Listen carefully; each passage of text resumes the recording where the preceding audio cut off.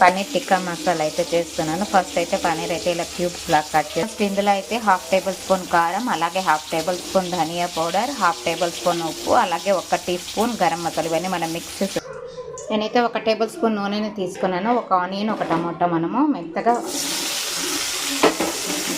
మనము ఫ్రై చేసేసుకుందాము. ఓకేనా, ఆల్మోస్ట్ టమాటా ఎర్రగడ్డ టమాటా మెత్తగా స్మాష్ అయిపోయేలాగా మనము చూపించాను కదా ఫ్రెండ్స్. టమాటా ఎర్రగడ్డ మనము ఫ్రై చేసుకున్న తర్వాత దాన్ని పేస్ట్ లాగా చేసేసుకున్నాను, పక్కన పెట్టేసుకున్నాను.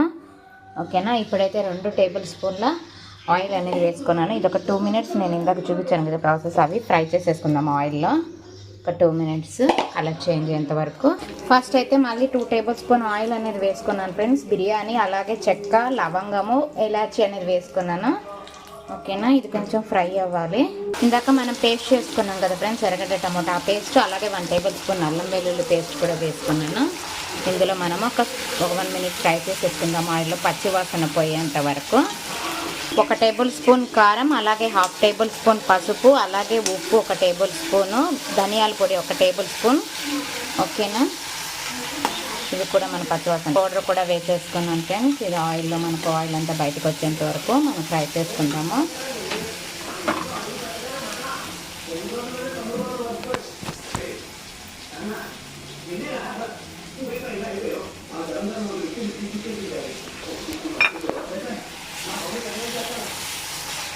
ఇప్పుడు నేను పెరుగు కూడా వేసేసుకున్నాను.